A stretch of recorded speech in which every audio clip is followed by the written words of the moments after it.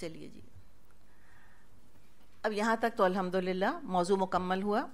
تو ہم نے دیکھا کہ قرآن اخلاقیات اور قوانین دونوں ساتھ ساتھ بتاتا ہے، لیگیلٹی اینڈ مورالٹی، اس کو لے کے چلتا ہے. ایک یہ قرآن کا انداز ہے، سورہ بقرہ میں یہ نمایاں ہے، احکامات کے بیچ بیچ میں آتا چلا جائے گا کہ اللہ کا تقوی اختیار کرو. نمبر 2، ایک اور چیز جو کہ ہم مدنی صورتوں میں دیکھتے ہیں وہ یہ ہے کہ انٹرنل کنسالیڈیشن کرتا چلا جاتا ہے قرآن، مسلمانوں کے معاشرتی اندرونی معاملات کو بھی درست کرتا چلا جاتا ہے، ایڈریس کرتا چلا جاتا ہے، اور ان جگہوں کو پوائنٹ آؤٹ کرتا چلا جاتا ہے جہاں پہ کہ مسلمانوں میں آپس میں دل پھٹ سکتے ہیں، اس کو کنسالیڈیٹ کرتا ہے، انٹرنل کنسالیڈیشن. پھر ساتھ ساتھ جو بیرونی دشمن ہے اس کے بارے میں بھی خبردار کرتا چلا جاتا ہے. بعض دفعہ ہوتا یہ ہے کہ بیرونی دشمن پر قابو پا لیتے ہیں، پھر اندر آپس میں پھٹ جاتے ہیں. یہ نہیں اسلام چاہتا، اور نہ اسلام یہ چاہتا ہے کہ اندرونی معاملات ہم کو، گھریلو معاملات، معاشرتی معاملات اتنا الجھا دیں کہ دشمن دروازے پہ کھڑا ہو جائے فوج لے کر اور لوگوں کو توجہ دینے کا ٹائم نہ ملے یا ان کے اندر ہمت نہ بچے.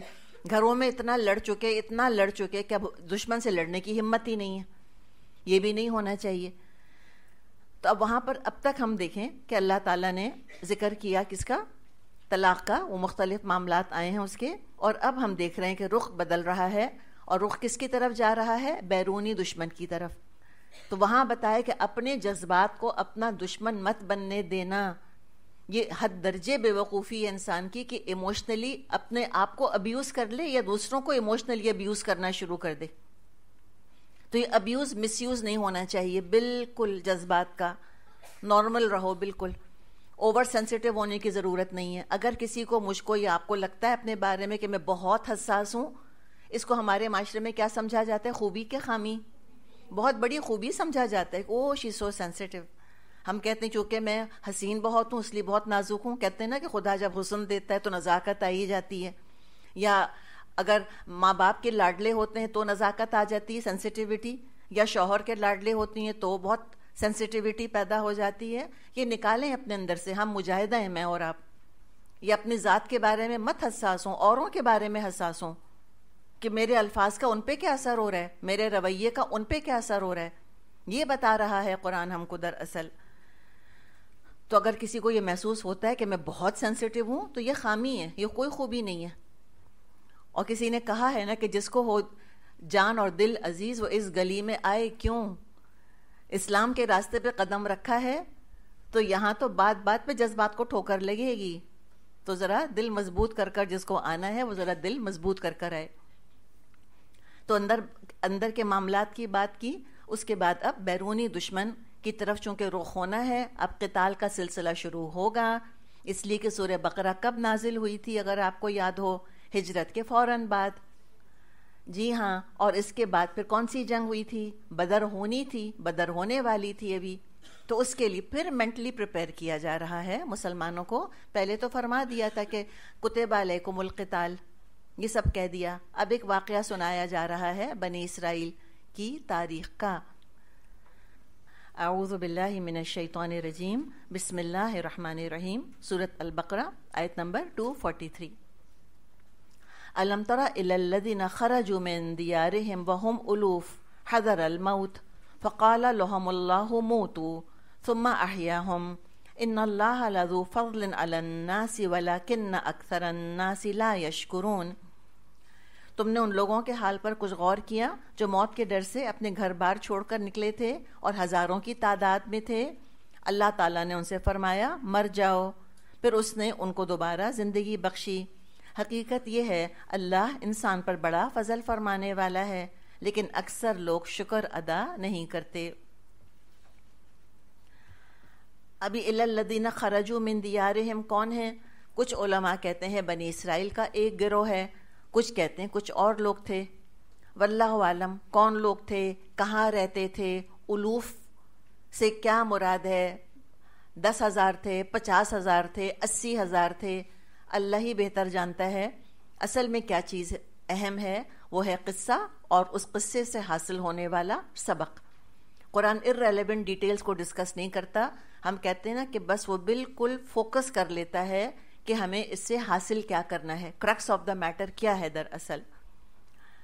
اچھا، کہاں سے نکلے اس کے بارے میں علماء کی دو آراء ہیں. ایک رائے یہ ہے کہ کوئی علاقہ تھا، وہاں پر وبا پھیل گئی تھی، پلیگ آ گیا تھا،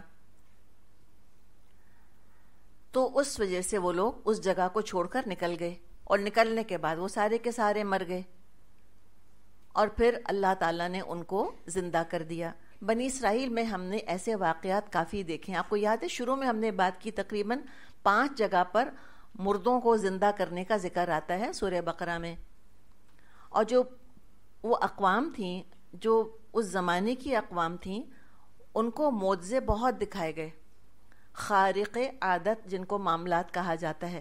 خارق کا مطلب ہوتا ہے توڑنے والا، خرق کا مطلب ہوتا ہے توڑنا، کاٹنا، پھاڑنا. عادت روٹین، جو روٹین نیچرل لاز جو دنیا پہ کام کر رہے ہیں، جو فزیکل کیمیکل لاز ہیں، اللہ تعالیٰ نے ان کے خلاف بہت سے واقعات لوگوں کو دکھائے تھے، کھلے کھلے معجزے لوگوں کو دکھائے تھے اللہ تعالیٰ نے.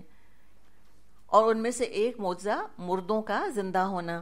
یاد ہے سورہ بقرہ شروع میں جو ہم نے پڑھا تھا کہ وہ ایک آدمی جس کا قتل ہو گیا تھا، پھر اللہ تعالیٰ نے فرمایا کہ اس کو مارو اس کے بعد حصے سے، گائے کے حصے سے، پھر وہ زندہ ہوا، قاتل کا نام بتایا، پھر وہ مر گیا. تو یہ اسی قسم کا واقعہ ہے کہ اللہ تعالیٰ نے پھر ان کو جب مار دیا، مارنے کے بعد دوبارہ زندہ کیا، تاکہ لوگوں کا بعث بعد الموت کا عقیدہ پکا اور پختہ ہو جائے. جہاں تک پلیگ کا معاملہ ہے تو بخاری میں حدیث آتی ہے، آپ صلی اللہ علیہ وسلم نے فرمایا، یہ پلیگ سمجھتے ہیں نا طاعون، کوئی انفیکشس ڈیزیز جہاں پر ہو جائے، تو آپ صلی اللہ علیہ وسلم نے اس کے بارے میں ہدایات یہ دی ہیں کہ اگر تم سنو کسی زمین کے بارے میں کہ وہاں پر طاعون ہے یا پلیگ آ گئی ہے، تو اس علاقے میں نہیں جاؤ، ڈونٹ گو. اور اگر تم اس زمین میں خود رہتے ہو تو اس زمین کو چھوڑ کے باہر نہیں نکلو، جس کو ہم اپنی اصطلاح میں کوارنٹائن کرنا کہتے ہیں نا، کہ کوارنٹائن کر دینا چاہیے، لاک کر دینا چاہیے، وہاں کے لوگ وہیں رہیں، اور جو باہر ہیں وہ اندر نہ جائیں، اس لیے کہ وہ جائیں گے، امیونٹی نہیں ہے ان کے اندر، وہ ان کو بھی پلیگ ہو جائے گا، ان کو بھی وہ انفیکشس ڈیزیز لگ جائے گا. اور اگر جو اس شہر میں رہنے والے ہیں وہ اگر ادھر ادھر بھاگنا شروع کریں گے تو ہر جگہ وہ کیریئر بنیں گے، ہر جگہ وہ ڈیزیز پھیلائیں گے.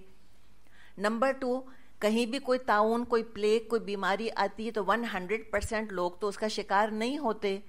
کچھ لوگ وہاں پر اس مرض میں مبتلا ہیں جو بیمار ہیں، اور سارے صحت مند چلے جائیں گے تو مجھے بتائیں کیا ہوگا؟ بیماروں کو کون دیکھے گا؟ تو یہ 100% اٹ میک سینس جو حدیث میں کہا گیا کہ جو لوگ وہاں پر ہیں وہ وہیں رہیں، اور جو وہاں نہیں ہیں وہاں داخل نہ ہوں. چلیے، یہ تو ایک سائیڈ ایشو ہے. تو ایک اسکول آف تھاٹ کیا کہتا ہے کہ طاعون تھا، پلیگ تھی، جس کی وجہ سے لوگ اس جگہ کو چھوڑ کر موت کے ڈر سے بھاگنے لگ گئے. تو اللہ تعالیٰ نے اپنی قدرت کا اظہار کیا کہ تمہارے بھاگنے سے موت نہیں ٹلے گی. نمبر 2، جو کہ زیادہ سمجھ بات آتی ہے، جو ایک اور اگلی رائے ہے، سیکنڈ اوپینین ہے، وہ یہ کہتے ہیں کہ جنگ ہونے والی تھی تو بزدلی کی وجہ سے وہاں سے نکل کر بھاگ گئے تاکہ جنگ میں حصہ نہ لینا پڑے، قتال فی سبیل اللہ میں حصہ نہ لینا پڑے. تو جب نکل کر بھاگے جان بچا کر تو اللہ کے حکم سے ان سب کو نیچرل ڈیتھ آ گئی، طبعی موت آ گئی. پھر کچھ عرصے کے بعد اللہ تعالیٰ نے ان کو زندہ کیا تاکہ انسان کو پتہ چل جائے کہ اللہ کے فیصلے سے فرار ممکن نہیں ہے. اللہ تعالیٰ نے قتال جب فرض کر دیا تو شریعت سے تو فرار حاصل کر کے چلے گئے، کیا تقدیر سے فرار حاصل کر سکے؟ نہیں کر سکے. جہاں موت آنی تھی وہ تو آئی، لیکن اللہ نے دوبارہ ان کو زندہ کر دیا تاکہ پھر ان کا ایمان پختہ اور مضبوط ہو جائے. اور اللہ تعالیٰ نے فرمایا کہ اللہ تو انسانوں پر بہت فضل فرمانے والا ہے، لیکن اکثر لوگ تو شکر ادا نہیں کرتے. اصل بات زندگی، اصل بات موت نہیں ہے. اصل چیز یہ ہے کہ زندہ کس مقصد کے لیے ہو، اور اگر جان دینا چاہتے ہو تو کس مقصد کے لیے جان دے رہے ہو. اور اگر کوئی مقصد زندگی میں نہیں ہے، بے مقصد زندگی گزار رہے ہو، تو بہرحال موت سے تو فرار ہے ہی نہیں. ہم پڑھ لیں گے قرآن میں کل نفس ذائقۃ الموت، ہر جان چکھنے والی ہے موت کا مزہ. تو جب مرنا ہی مرنا ہے تو یہ بہتر نہیں کہ اللہ کی راہ میں موت آ جائے. تو لہٰذا یہ انسینٹو دیا اور آگے فرمایا وقاتلوا فی سبیل اللہ، مسلمانوں اللہ کی راہ میں جنگ کرو. وَاعْلَمُوا، اور جان لو، ان اللہ سمیع علیم، اللہ سننے والا اور جاننے والا ہے. تو جنگیں ہوئی ہیں دنیا میں، جی ہاں بے شمار جنگیں ہوئی ہیں. تو جنگ ہونا کوئی بڑی بات نہیں ہے. کیا لوگوں نے جانیں دی ہیں؟ جی ہاں دی ہیں. تو جان دینا بھی کوئی بڑی بات نہیں ہے. اصل بات کیا ہے؟ For which cause, for what, کس لیے جان دی، کس مقصد سے جان دی ہے. بہت قیمتی چیز ہے جان، ادھر ادھر نہیں دینی چاہیے. اگر جان دینی ہے تو جان دینے والے کے لیے انسان دے، جس نے کہ جان دی ہے، جس نے کہ زندگی دی ہے، اس کے لیے دیتا ہے تو دے. ہائیسٹ ترین ایوارڈ اسی کے لیے ہے جو اللہ کے نام پر اپنی جان دے دیتا ہے. اور پھر یاد رکھیں کہ یہ ایک دم سے خلوص آنا بڑا مشکل کام ہے. پھر چھوٹے چھوٹے کاموں میں انشاءاللہ تعالی للہیت پیدا کریں گے تو بڑے بڑے کاموں میں بھی للہیت پیدا ہو جائے گی. تو خلوص کے ساتھ اللہ کی خاطر جنگ کرو. اور جو اللہ کی خاطر آتے ہیں ان کا طریقہ ہی کچھ اور ہوتا ہے. جو والنٹیئرز ہوتے ہیں نا، جو کسی مقصد کے لیے نہیں آتے، صرف اور صرف اللہ کے لیے آتے ہیں. جیسے آپ کو کون گھسیٹ کے لایا؟ جو گھسیٹ کر بھیجے جاتے ہیں، زبردستی بھیجے جاتے ہیں، ان کا رویہ ڈیفرنٹ ہوتا ہے. جو اپنی مرضی سے آتے ہیں ان کا رویہ ڈیفرنٹ ہوتا ہے. یہ ہر جگہ والنٹیئرز کا آپ دیکھ لیجئے معاملہ، چاہے وہ علم کا میدان ہو یا وہ جنگ کا میدان ہو. زبردستی پکڑے دھکڑے آنا اس میں کچھ اور انداز ہے، اور خود شوق سے آنا اس کا انداز کچھ اور ہے. تو مجھے بتائیں بینیفٹ کون لیتا ہے؟ شوق سے. یاد رکھیں کہ یہاں آ کر سیٹ پر بیٹھ جانے سے ہدایت کبھی نہیں ملے گی. اگر آپ نے کوئی یوٹیلیٹی چارجز دیے ہیں اس بجلی کے، اس کرسی کے، اس قالین کے، تو یہ آپ نے ہدایت کے دام نہیں دیے، ہدایت کے پیسے نہیں دیے ہیں. یہ اچھی طرح سمجھ لیں کہ اس کلاس میں کوئی اس لیے آتا ہے کہ ہدایت ملے گی، نہیں ملے گی. اگر ایسی کلاسوں میں بیٹھ کے اور درسوں میں بیٹھ کے ہدایت ملنی ہوتی تو اللہ کے رسول صلی اللہ علیہ وسلم کے مجلس میں ہر بیٹھنے والے کو ہدایت مل چکی ہوتی. کوئی عبداللہ بن ابی نہ رہتا وہاں پر، کوئی منافق نہ بچتا، کوئی ابو جہل نہ رہتا. یہ تو اپنا معاملہ ہے. کس کے لیے آئے ہیں یہ دیکھیں ذرا، میں بھی دیکھوں، آپ بھی دیکھیں. کس کی خاطر آئے ہیں؟ اللہ کی خاطر آئے ہیں، الحمدللہ. تو یہ آنا اللہ کی خاطر ہونا چاہیے، خلوص کے ساتھ. اور جو اللہ کی خاطر آتا ہے وہ سرتا پا ثبوت ہوتا ہے، چلتا پھرتا اشتہار ہوتا ہے کہ اللہ کے لیے آیا ہے. نہ وہ ایگو لے کر آتا ہے، نہ وہ کوئی غرض لے کر آتا ہے، نہ وہ کنسیشنز چاہتا ہے، نہ وہ مراعات چاہتا ہے، نہ وہ کوئی ایکسیپشن چاہتا ہے اپنے لیے، نہ وہ کنسیشن چاہتا ہے اپنے لیے. اس لیے کہ اللہ کی خاطر آنے والا تو دینے والا بن کر آتا ہے کہ اللہ لے لے مجھ سے، یہ پیسہ لے لے، اللہ میری جان لے لے، اللہ میرا وقت لے لے، اللہ میری صلاحیت قبول کر لے. وہ جھک کر دینے والا ہوتا ہے. اور جو مارے باندھے زبردستی کنسیشنز کی توقع لے کر آتا ہے، ایکسیپشن بن کر آتا ہے، وہ لینے والا بن کر آتا ہے کہ میں اس وقت یہ نہیں کر سکتا، میرے لیے یہ کنوینینٹ نہیں ہے، میرے لیے یہ پاسبل نہیں ہے، مجھ سے اس وقت یہ نہیں ہو سکتا. تو یہ للہیت ہی تو ساری چیز ہے. کہتے ہیں نا سارا پانی تو مرتا ہی ادھر ہے آ کر. تو اپنے اپنے رویے پہ ہر شخص غور کر لے. آنا کوئی مشکل بات نہیں، کلاسز ہر جگہ بھری ہوئی ہیں الحمدللہ، کوئی بڑی چیز نہیں ہے. لیکن یہاں آ کر بیٹھنا، یہ سوچ لیں کہ یہ ہدایت دینے کا کبھی سبب نہیں بنے گا. میں آپ کے آگے ہیرے موتی بھی بچھا دوں، حکمت کے موتی اونڈیل دوں آپ کے سامنے، میں اپنا دل نکال کر رکھ دوں آپ کے لیے، تب بھی نہیں ملے گی ہدایت. اس لیے کہ آپ کو خود اس کا انتظام کرنا ہے اور اپنے اندر پھر نیت کو ٹٹولنا ہے. اور نیت کے حساب سے بیہیویئرز ہوتے ہیں، نیت کے حساب سے رویے ہوتے ہیں انسان کے. تو یہاں کیا کہا گیا کہ قتال کرو. لیکن کیا قتال کرنا، پھر بتا دوں، کوئی بڑی بات نہیں. قرآن پڑھنا کوئی بڑی بات نہیں. خالی قتال کرنے والا کبھی جنت میں نہیں جا سکتا آٹومیٹکلی. کوالیفائنگ سٹیٹمنٹ ہے اس کے ساتھ، فی سبیل اللہ، اللہ کی راہ میں. بات یہ ہے کتنے خلوص سے آئے ہو، اور تمہارا ایٹیٹیوڈ بتا دے گا اندر کیا ہے، کس چیز کا بیج لے کر آئے ہو. حب اور حب ملتی جلتی چیزیں ہیں. حب ہوتا ہے سیڈ، حب ہوتی ہے محبت. بغیر محبت کے آئے ہو کچھ نہیں ملے گا، خالی ہاتھ آئے ہیں خالی ہاتھ چلے جائیں گے. تو اور کورسز کون سی بڑی چیز ہے؟ لوگ حج پر جا کے خالی ہاتھ واپس آ جاتے ہیں. تو یہ کورس کیا ایسے سرخاب کے پر لگا دے گا ہم میں سے کسی کے سروں کے اوپر؟ کچھ بھی نہیں ہونے والا. تو اگر محبت کے ساتھ آئے ہیں، دل میں اگر محبت کا بیج بو کر آئے ہیں، اللہ کی محبت کی خاطر آئے ہیں، تو پھر دیکھیں کتنا نکھریں گے، کتنا سیکھیں گے، کتنا خیر پائیں گے اور کتنا خیر پھیلائیں گے، اور دنیا میں بھی پائیں گے اور اللہ کے ہاں بھی پائیں گے. اور انشاءاللہ تعالیٰ پھر اسلام کے لیے فخر کا سبب بنیں گے. ہم کو بھی نبی اکرم صلی اللہ علیہ وسلم کی بیٹیاں بننا ہے، اور ہم ایسی کاہل جاہل نہیں ہو سکتی، ہم اوور ایموشنل نہیں ہو سکتی. ایموشنز کو بچائیں جہاں لگانا ہے ان کو. ہمارے ایموشنز ویسٹ ہونے کے لیے نہیں ہیں، معمولی چیزوں کے لیے. اور ہرگز قتال کرنے والے آپس میں نہیں لڑتے. اگر خود لڑیں گے، خود غلط فہمیاں ہوں گی، خود شکایتیں آپس میں ہوں گی، تو خاک قتال کریں گے، آپس میں لڑ لڑ کے مریں گے. تو ہر جگہ کے جہاد کا رول ایک ہی ہے، یاد رکھیں. ڈسپلن ہونا چاہیے، امیر کی بات ماننی چاہیے. ہر ایک اپنی مرضی کرے گا کہ اپنی مرضی سے آئیں گے، اپنی مرضی سے جائیں گے، تو ہو چکا کوئی کام، کوئی جہاد نہیں ہو سکتا. اور کہنا ماننے کے لیے ایگو کنٹرول ہونا ضروری ہے. جن کے ایگو قابو نہیں آتے وہ کوئی کہنا نہیں مان سکتے، کہتے ہیں سب میرا کہنا مانے، میں کسی کا کہنا نہیں مان سکتا. منافقوں کا یہ ایشو ہمیشہ سے رہا، وہ اپنی کنوینئنس چاہا کرتے تھے. وہ آگے سورہ آل عمران شروع ہوگی، اس میں احد کا ذکر آئے گا، وہاں ہم پڑھ لیں گے. تو یہ فی سبیل اللہ ہر جگہ ہم پڑھتے ہیں، لیکن ہم ایسی بس پڑھ کے گزر جاتے ہیں. یہ خود پوری کہانی ہے.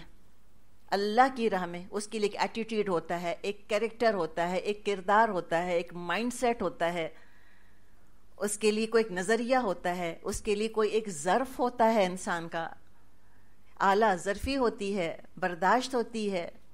فی سبیل اللہ والوں میں صبر ہوتا ہے، ان کے اندر عاجزی کے ساتھ آتے ہیں، فرما برداری ہوتی ہے، وفاداری ہوتی ہے ان کے اندر. وہ روتے اس کے لیے ہیں، وہ اللہ کے لیے روتے ہیں، اپنی ذات کے لیے نہیں. وہ کہتے ہیں کہ میری ذات کا تو نام نہ پتہ چلے، میں کھاد بن جاؤں اسلام کے پودے کے لیے، اس پر بہار آ جائے. اور یہ نہیں آ سکتی اسلام پہ بہار جب تک پرسنل سیکریفائس نہ دی جائے. کوئی قربانیاں دیتا ہے، کوئی کچھ لگاتا ہے، کوئی کچھ قربان کرتا ہے، تب کہیں جا کے اسلام کا پودا پنپتا ہے. یہ ایسے ہی نہیں مجھ تک اور آپ تک اسلام پہنچ گیا. اگر بلال نے مار نہ کھائی ہوتی، اگر خباب کو کوئلوں پہ نہ لٹایا گیا ہوتا، آپ صلی اللہ علیہ وسلم نے اگر طائف میں پتھر نہ کھائے ہوتے اور احد میں اپنے دانت شہید نہ کرائے ہوتے اور حمزہ کا لاشیں نہ اٹھائی ہوتی، اسلام نہیں پہنچ سکتا تھا. تو اگر ہمیں اگلی نسلوں تک پہنچانا ہے، ہمیں جہاد کرنا ہے. ہم ٹھنڈے ٹھنڈے اپنے ہی آپ کو کہتے ہیں نا کہ اپنے آپ کو جو ہتھیلی کا پپولا بنا کر بیٹھے رہیں گے کہ ہائے میں اور میری ذات اور میری سینسٹیوٹیز، پھر کوئی کام نہیں ہو سکتا. تو سب اپنے آپ کو دیکھیں، فی سبیل اللہ کے مطابق جج کریں.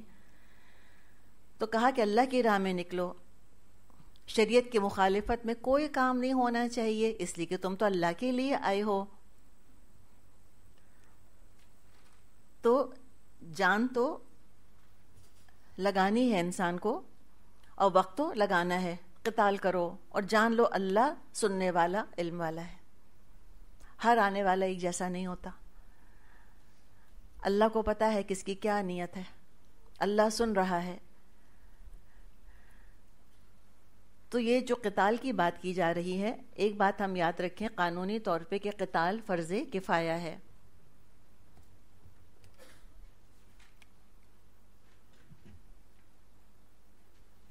قتال فرض کفایہ ہے. فرض کفایہ کیا ہوتا ہے کہ مسلمانوں کا معاشرہ ہے، اس میں ایکس نمبر آف پیپل کی ضرورت ہے. اگر ایکس نمبر آف لوگوں نے وہ کام کر لیا تو باقی لوگوں پر سے وہ فرض ساقط ہو جائے گا، باقی لوگوں پر وہ فرض نہیں رہے گا. فار ایگزامپل نماز جنازہ. نماز جنازہ کیا ہے؟ فرض کفایہ ہے. اگر بستی میں کسی کا انتقال ہو گیا اور چند لوگوں نے نماز جنازہ پڑھ لی تو سارے بستی والوں کی طرف سے ان کی نماز کفایت کر جائے گی. چند لوگوں کا وہ عمل باقی سب کی طرف سے کفایت کر جائے گا. ہر ایک کو انڈیویجولی نہیں پڑھنی. لیکن جو 5 وقت کی نمازیں ہیں یہ کیا فرض کفایہ ہیں؟ یہ فرض عین ہیں.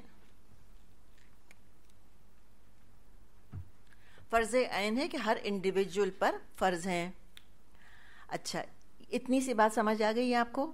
اب تھوڑا سا اس میں ایک ایڈوانس لیول کیا ہے کہ بعض دفعہ قتال فرض عین بن جاتا ہے، بعض دفعہ ایکسیپشنز کے اندر، ایکسیپشنل کنڈیشنز میں، استثنائی صورتحال میں قتال فرض عین بن جاتا ہے. انشاءاللہ سورہ توبہ میں ہم غزوہ تبوک کا ذکر پڑھیں گے تو وہاں پر دیکھ لیں گے. لیکن فی الحال کنڈیشنز کیا ہیں؟ نمبر 1، کب فرض کفایہ سے وہ فرض عین بنتا ہے؟ نمبر 1، جب حاکم حکم دے دے. حاکم حکم دے دے کہ every able bodied man has to come. ہر عاقل بالغ صحت مند مرد کو نکل کر آنا ہے. نمبر 1 یاد رکھیں، قتال صرف مردوں کے لیے فرض ہے، عورتوں کے لیے نہیں ہے. تو حاکم نے حکم دے دیا کہ سب کو نکلنا ہے تو سب پہ نکلنا فرض ہے. پھر یہ فرض عین کب بنتا ہے؟ جب دشمن شہر کے اندر گھس آئے، جس کو ہم کہتے ہیں نا ڈور ٹو ڈور فائٹ، تب بھی یہ فرض عین بن جاتا ہے.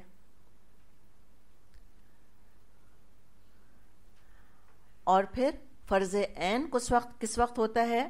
جب میدان جنگ میں دشمن سے مقابلہ شروع ہو جائے تو جو وہاں موجود ہوتے ہیں اب ان کے پاس چوائس نہیں ہے، ان کے لیے فرض عین ہے. یعنی ایک دفعہ میدان جنگ میں دشمن سے مقابلہ شروع ہو جائے تو جو وہاں موجود ہیں اب وہ یہ نہیں کہیں گے کہ اچھا چلو ہم 1000 سولجرز ہیں تو 999 تو جنگ کر رہے ہیں، چلو میں نہیں کرتا. نہیں، وہ میدان جنگ میں کھڑا ہو گیا کہ اب اس کے اوپر فرض عین ہے کہ وہ قتال کرے. تو یہ وہ 3 کنڈیشنز ہیں جس میں کہ قتال فرض عین بن جاتا ہے. قتال کب کیا جاتا ہے؟ قتال کا حکم دینے کا اختیار صرف اور صرف حاکم وقت کو ہے، جس کے پاس فوج ہے، جس کے پاس اختیار ہے، جو حکم دینے کا اختیار رکھتا ہے. ہر انڈیویجول کھڑا ہو کے قتال کی کال نہیں دے سکتا.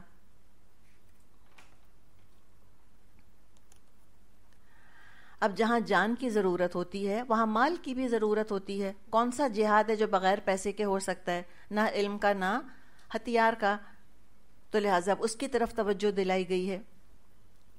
من ذا الذی یقرض اللہ قرضا حسنا فیضاعفہ لہ اضعافا کثیرا واللہ یقبض ویبسط والیہ ترجعون. تم میں سے کون ہے جو اللہ کو قرض حسن دے تاکہ اللہ اس کو کئی گنا بڑھا چڑھا کر واپس کرے؟ گھٹانا بھی اللہ کے اختیار میں ہے اور بڑھانا بھی، اور اسی کی طرف تم کو پلٹ کر جانا ہے. تو یہاں پر ترغیب دلائی، شوق دلایا کہ اللہ کی راہ میں خرچ کرو، ہر طرح کی برکتیں حاصل ہوں گی. اللہ کو قرض حسن دے دو، تم اللہ کے ہاتھ پہ رکھ دو. ادھار کا سودا ہے اللہ سے، آج دے دو اور پھر دیکھو اللہ کیسے تم کو لوٹا کر دے گا. دنیا میں تو لوگ قرض لے کر بیٹھ جاتے ہیں، بعض دفعہ نہیں دیتے. تبھی ہم نے کہا کہ قرض جو ہے وہ محبت کی قینچی کہلاتا ہے. لیکن کیا کسی کو اللہ سے امید ہے کہ اللہ لے کے بیٹھ جائے گا اور انکار کر دے گا واپس دینے سے؟ نہیں، نہ صرف دے گا بلکہ یضاعف لہو، بڑھائے گا. کتنا؟ اضعافاً، کافی، کثیراً، بہت. اور یہ کون کہہ رہا ہے کہ بہت بڑھائے گا؟ ایک فقیر اگر کہتا ہے بہت تو اس کے اپنا ایک معیار ہے. فقیر کا معیار بہت کا کچھ اور ہے، اس کے لیے 4 بھی بہت ہیں. ایک بادشاہ کے لیے جب بہت کا لفظ استعمال کرتا ہے کثیر کا، تو وہ 4-6 کی بات نہیں کرتا. پھر وہ 2-4-6 روپے کی بات نہیں کرے گا. وہ تو جتنا بڑا بادشاہ ہے اس حساب سے بات کرے گا. تو سوچنے کہ پھر اللہ کی کیا شان ہے. مالک الملک، وہ ساری چیزیں اسی کی ملکیت ہیں. وہ تو سارے بادشاہوں کا بادشاہ ہے. وہ کہہ رہا ہے کثیرا، وہ بہت دے گا. اور تم اگر سمجھتے ہو کہ اللہ کے راہ میں خرچ نہیں کرو گے تو بہت برکت ہو جائے گی پیسے میں. نہ، یقبض، جس کا چاہتا ہے اللہ تعالیٰ روک لیتا ہے. پیسہ ہوتا ہے ضروریات پوری نہیں ہوتی، پیسہ ہوتا ہے خوشی نہیں ملتی. اور جس کے لیے چاہتا ہے اللہ کشادہ کر دیتا ہے. بہت کچھ اللہ کی راہ میں دینے کے بعد بھی بہت کچھ تم کو دنیا میں مل سکتا ہے. تو یقبض اور یبسط اس کا ہاتھ سے تعلق ہے کہ اللہ چاہتا ہے، یعنی کہ پیسے ہاتھ اور پیسہ، یعنی کہ اس کا ہاتھ اللہ چاہتا ہے کھلوا دیتا ہے، اور جس کا چاہتا ہے ہاتھ تنگ کروا دیتا ہے. ہاتھ سے بھی تعلق ہے اس کا. یہ بھی توفیق ہے اللہ کی دراصل کہ جو اللہ کی راہ میں دیتے ہیں. پھر دل کی تنگی بھی ہے اس کے اندر کہ اللہ تعالیٰ جس کا چاہتا ہے دل تنگ کر دیتا ہے، اور جس کا چاہتا ہے دل کھول دیتا ہے. تو اللہ تعالیٰ سے دعا کیا کریں، اللہ تعالیٰ میرا دل کھول دے. کس کے لیے؟ دین کے لیے. اور دل کھول کے پیسہ دیں، دل کی خوشی کے ساتھ ہم پیسہ دیں. تو یقبض اور یبسط یہاں پر دل کے لیے بھی ہے. بعض لوگوں کے دل گھٹنے لگتے ہیں اللہ کی راہ میں دینے کے لیے، اپنی ذات پہ جتنا مرضی خرچ کر لیں. اور پھر یقبض اور یبسط پیسے کے لیے بھی ہے. اللہ تھوڑے کو بہت کر دیتا ہے اور اللہ بہت کو بھی بیکار کر دیتا ہے، کسی کام کا نہیں رہتا. تو اصل چیز کیا ہے؟ برکت ہے. اور کیوں تم پیسہ نہیں دے رہے اللہ کی راہ میں؟ اس لیے کہ تم کو دنیا کی زندگی بہت پسند ہے. تو پھر یاد دلا دیا وَإِلَيْهِ تُرْجَعُونَ، یہاں تو رکھا رہ جائے گا پیسہ تمہارا، تم خود جاؤ گے کہ نہیں جاؤ گے؟ کون خزانے لے کے دفن ہوا ہے؟ کون چیک بک لے کے دفن ہوا ہے قبر کے اندر؟ کون اپنے چوڑیاں پہن کے دفن ہوئی ہیں قبر کے اندر؟ کون اپنے سٹاک لے کے فیکٹریاں لے کے دفن ہوئے؟ کوئی بھی تو نہیں، سب چھوڑ کے جانا ہے. تو کیوں نہیں تم آگے بھیج دیتے اللہ کی راہ میں؟ تو یہاں پر بہت ترغیب دی گئی ہے. اب ایک اور واقعے کی طرف اشارہ کیا جا رہا ہے، تھوڑا سا پولیٹیکل اینگل ہے اس کے اندر. قتال بعض دفعہ قومیں نہیں کر رہی ہوتی ہیں، کچھ اس میں ان کی اپنی کمزوریاں ہوتی ہیں، ان کے اخلاق ویسے نہیں ہوتے، بزدلی ہوتی ہے، کنجوسی ہوتی ہے ان کے اندر، 10 اپنی خرابیاں ہوتی ہیں لوگوں کے اندر، اسی لیے قتال نہیں کرتے. اور الزام کس پہ لگ دیتے ہیں؟ لیڈرز کے اوپر، کہ ہمارے لیڈر اچھے نہیں ہیں، ہمارے لیڈر بہت خراب ہیں. تو ایک وہ واقعہ سنایا جا رہا ہے. فرمایا الم تر الی الملأ من بنی اسرائیل من بعد موسیٰ اذ قالوا لنبی لہم ابعث لنا ملکا نقاتل فی سبیل اللہ قال هل عصیتم ان کتب علیکم القتال الا تقاتلوا قالوا وما لنا الا نقاتل فی سبیل اللہ وقد اخرجنا من دیارنا وابنائنا فلما كتب عليهم القتال تولوا إلا قليلا منهم والله عليم بالظالمين. پھر تم نے اس معاملے پر بھی غور کیا جو موسیٰ علیہ السلام کے بعد سرداران بنی اسرائیل کو پیش آیا. انہوں نے اپنے نبی سے کہا ہمارے لیے ایک بادشاہ مقرر کر دو تاکہ ہم اللہ کی راہ میں جنگ کریں. نبی نے پوچھا کہیں ایسا تو نہ ہوگا کہ تم کو لڑائی کا حکم دیا جائے اور پھر تم نہ لڑو؟ وہ کہنے لگے بھلا یہ کیسے ہو سکتا ہے، ہم راہ خدا میں نہ لڑیں جبکہ ہمیں اپنے گھروں سے نکال دیا گیا ہے اور ہمارے بال بچے ہم سے جدا کر دیے گئے ہیں. لیکن جب ان کو جنگ کا حکم دیا گیا ایک قلیل تعداد کے سوا وہ سب پیٹھ موڑ گئے، اور اللہ ان میں سے ایک ایک ظالم کو جانتا ہے. تو طویل آیت ہے، تھوڑا تھوڑا کر کے اس کو دیکھتے ہیں. الم ترا جب آتا ہے تو یہ مراد کیا ہے اس سے؟ کیا تم کو پتہ ہے؟ کیا تم کو علم ہے؟ کوئی دلچسپ واقعہ سنانا ہو اس کے لیے شوق کو ابھارا جاتا ہے، اس کا یہ طریقہ ہے. اور بعض دفعہ شوق ابھارنے کے لیے اور بعض دفعہ کسی جانے پہچانے قصے کی طرف اشارہ کرنے کے لیے بھی یہ انداز اختیار کیا جاتا ہے. اور یہ علم ترا کہ آپ نے نہیں دیکھا. دیکھیں اپنی آنکھوں سے دیکھ کر تو بعض دفعہ لوگ غلطی کر سکتے ہیں، لیکن یہاں اللہ تعالی حقیقت بیان کر رہا ہے جو آنکھوں دیکھی حقیقت سے بھی زیادہ سچ اور زیادہ حق ہے. کہ اللہ نے کہہ دیا، جیسے ہم نے پڑھا تھا نا الم تر کیف فعل ربک باصحاب الفیل، تو میں نے اور آپ نے تو نہیں دیکھا کہ کیا معاملہ ہوا اصحاب فیل کے ساتھ، لیکن اللہ نے فرما دیا تو غلط نہیں ہو سکتا. الحمدللہ. تو یہ ایک واقعہ ان کا آ رہا ہے. بنی اسرائیل کے سرداروں نے اپنے نبی سے کہا، اور یہ نبی کون تھے؟ یہ موسیٰ علیہ السلام کے بعد آئے تھے. اور کیا نام تھا ان کا؟ مختلف نام ان کے آتے ہیں روایات میں، اللہ نے ذکر نہیں کیا۔ تو قوم کے سرداروں نے اپنے وقت کے نبی سے جا کے فرمائش کی کہ ہمارے لیے آپ ایک بادشاہ بنا دیجئے۔ اچھا، اس میں کیا مسئلہ ہے؟ مسئلہ یہ ہے کہ نبی خود لیڈر ہوتے تھے اپنے زمانے کے، ان کے ہوتے ہوئے ایک اور لیڈر کی فرمائش کرنا کس کی علامت ہے؟ لیک آف ٹرسٹ کی علامت ہے۔ ایک طرح سے وہ عدم اعتماد کا اظہار کر رہے ہیں، اور ایک طرح سے وہ یہ کہہ رہے ہیں ان بٹوین دا لائنز کہ آپ کی دراصل قیادت کی وجہ سے ہم قتال نہیں کر پا رہے، تو پرابلم آپ کا ہے۔ خود یہ قوم اپنے علاقے سے نکالی گئی تھی، جیسے کہ ہم نے پڑھا، خود ان کی کمزوریاں تھیں، بزدلی تھی، جس کی وجہ سے ان پہ یہ مصیبتیں پڑی تھیں کہ دشمن کے ہاتھوں مغلوب ہو چکے تھے، اور یہی کمزوریاں ان کے اندر اب تک موجود تھیں۔ لیکن بعض دفعہ ہوتا کیا ہے کہ اقوام اپنی کمزوری کا الزام کس پر ڈال دیتے ہیں؟ لیڈرشپ کے اوپر ڈال دیتے ہیں کہ لیڈر بدل جائے گا تو ہمارے حالات بدل جائیں گے اور ہم بھی بدل جائیں گے۔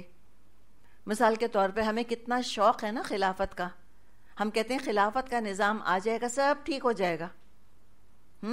آج جو ہمارے لیڈر ہیں وہ اپنے نام کے آگے پرائم منسٹر کے بجائے خلیفہ کا ٹائٹل لگا لیں گے، پورا پاکستان درست ہو جائے گا، ہم سارے کے سارے بالکل پکے مسلمان ہو جائیں گے، ہم پکے مجاہد متقی بن جائیں گے۔ تو ٹائٹل چینج ہونے سے تھوڑی کوئی چیز چینج ہوتی ہے۔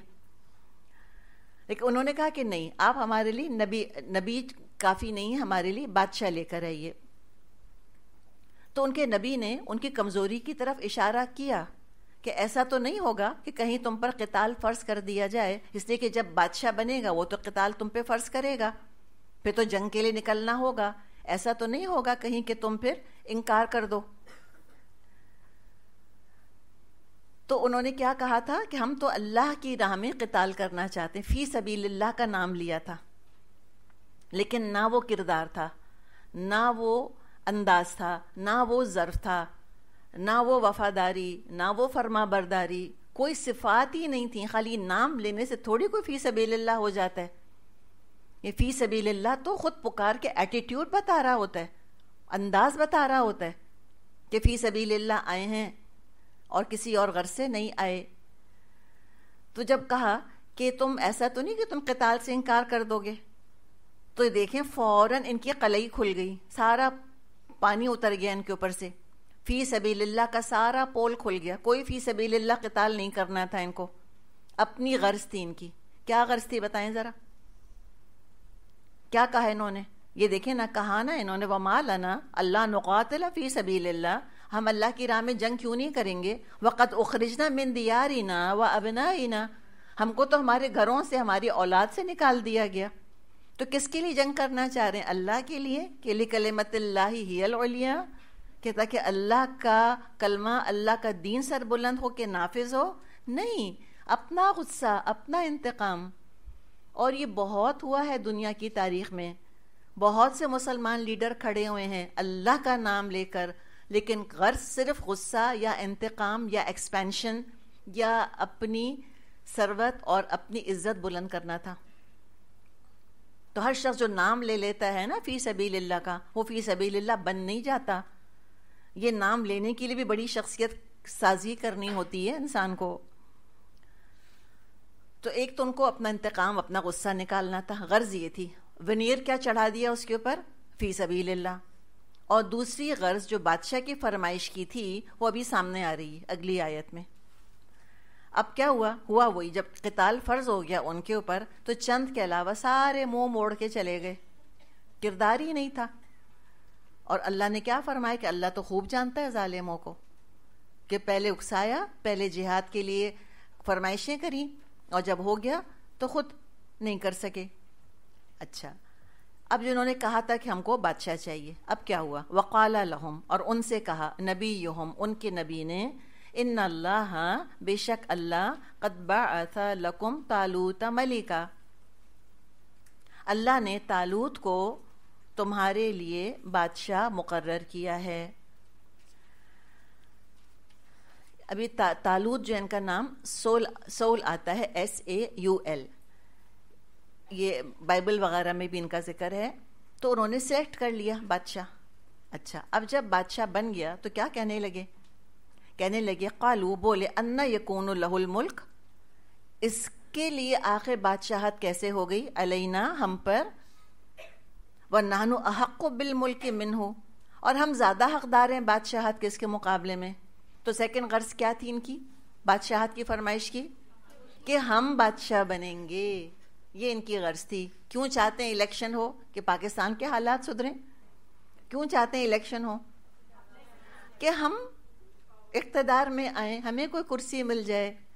یہ ہے سارا. اور کہتے ہیں ہم تو دکھی عوام کی خدمت کے لیے آ رہے ہیں. تو سارا پول کھل جاتا ہے اس کے بعد.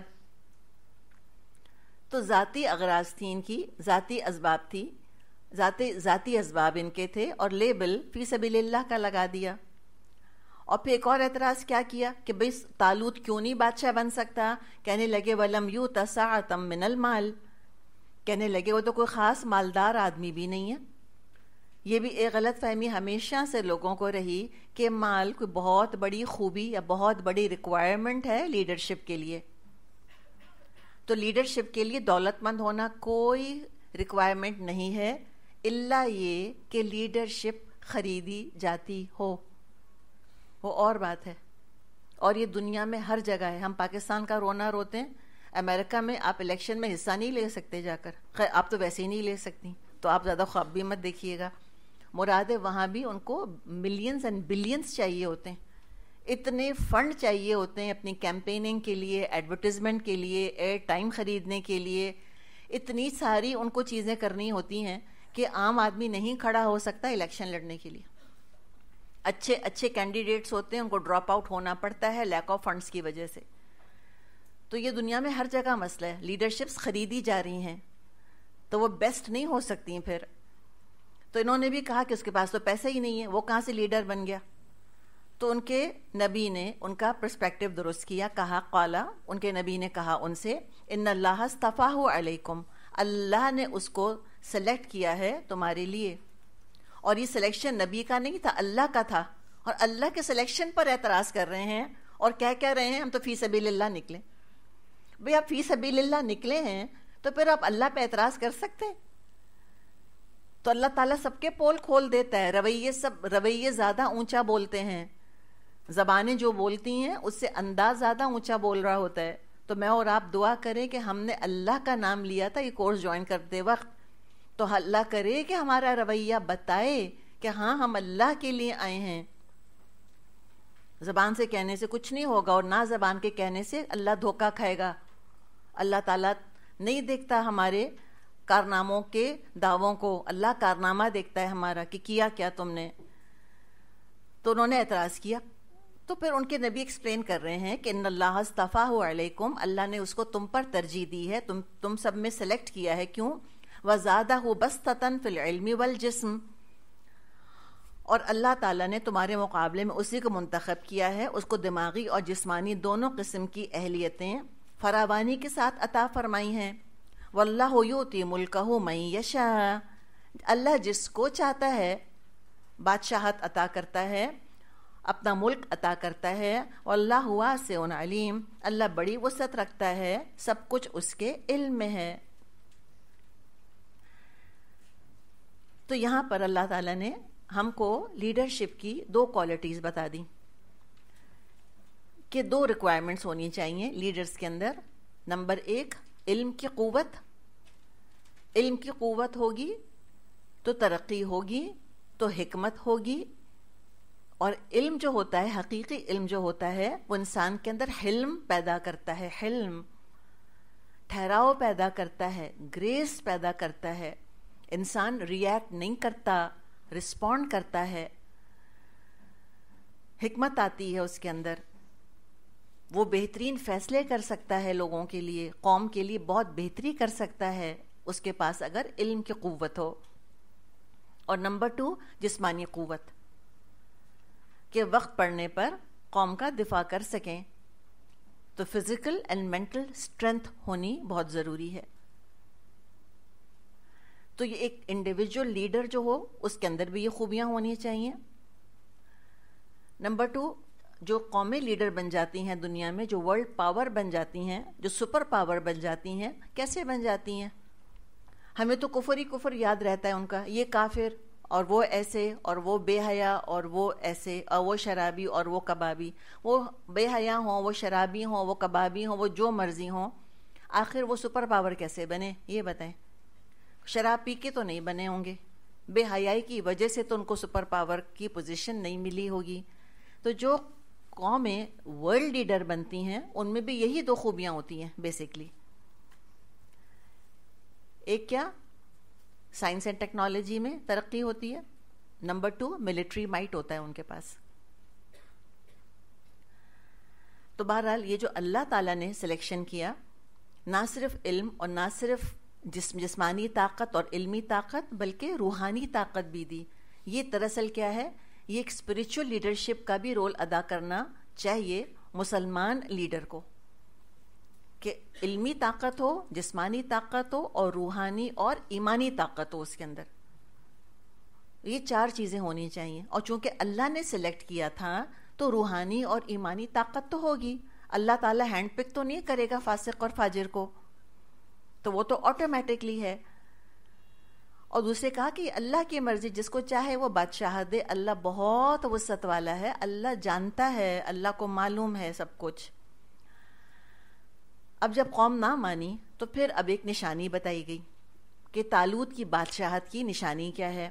وقال لهم نبیہم، ان سے کہا ان کے نبی نے، ان آیت ملکہ ان یأتیکم التابوت فیہ سکینہ، ان یأتیکم التابوت فیہ سکینۃ من ربکم وبقیۃ مما ترک آل موسیٰ وآل ہارون تحملہ الملائکہ ان فی ذلک لآیۃ لکم ان کنتم مؤمنین. ان کے نبی نے ان کو یہ بھی بتایا کہ اللہ کی طرف سے اس کے بادشاہ مقرر ہونے کی علامت یہ ہے کہ اس کے عہد میں صندوق تم کو واپس مل جائے گا، جس میں تمہارے رب کی طرف سے تمہارے سکون قلب کا سامان ہے، جس میں آل موسیٰ اور آل ہارون کی چھوڑی ہوئی چیزیں ہیں، اور جس کو اس وقت فرشتے سنبھالے ہوئے ہیں. اگر تم مومن ہو تو یہ تمہارے لیے بہت بڑی نشانی ہے. اب یہ تابوت، جس کو کہ انگلش میں وہ آرک آف دا کانویننٹ کہتے ہیں، ایک کوئی تابوت تھا. جیسے ہمارے ہاں قبلہ ہے نا بیت اللہ، ہم نماز کس کی طرف رخ کر کے پڑھتے ہیں؟ بیت اللہ کی طرف. اب ان کا معاملہ کیا ہوا تھا کہ جو یہ موسیٰ علیہ السلام کی قوم ہے، ان کا معاملہ یہ تھا کہ یہ اس تابوت کو قبلے کے طور پہ یوز کیا کرتے تھے. جب بھی کہیں ٹریول کرتے تھے، جہاں یہ اپنے خیمے گاڑتے تھے، ایک ان کا ٹینٹ بنا کرتا تھا اسپیشلی اس تابوت کے لیے، اس آرک آف دا کانویننٹ کے لیے. اس میں اس تابوت کو رکھتے تھے، اور جب نماز بھی پڑھتے تھے تو اسی کی طرف فیس کرتے تھے. اب کیا ہوا کہ ان پر قوموں نے حملہ کیا، ان سے تابوت چھین لیا، چھین کے لے گئے. تو ان کے لیے یہ ایک بہت بیڈ اومن تھا. امیجن کریں، نعوذ باللہ، اللہ ہمیں بچائے، بیت اللہ پر قبضہ ہو جائے کسی غیر قوم کا، کیا لگے نا ہم کو. یا بیت اللہ غائب ہو جائے، بیت اللہ ڈھا دیا جائے، ہمیں نظر ہی نہ آئے، ہم کتنے ڈس اورینٹ ہو جائیں. تو اسی طرح یہ ڈس اورینٹ ہو گئے تھے بالکل. تو اس کے لیے ایک نشانی بتائی کہ دیکھو طالوت کی بادشاہت کی نشانی یہ ہے کہ وہ تابوت واپس آ جائے گا، اس میں موسیٰ علیہ السلام، ہارون علیہ السلام کی کچھ چیزیں موجود ہوں گی. کہا یہ جاتا ہے واللہ عالم، کہتے ہیں کہ اس میں جو وہ الواح تھیں جس پر کہ تورات لکھی ہوئی تھی، اس کے کچھ پیسز تھے. شاید موسیٰ علیہ السلام کا عصا بھی اس کے اندر تھا، کچھ کپڑے وغیرہ. تو یہ چیزیں دیکھ کر دل کو سکینت ملتی تھی.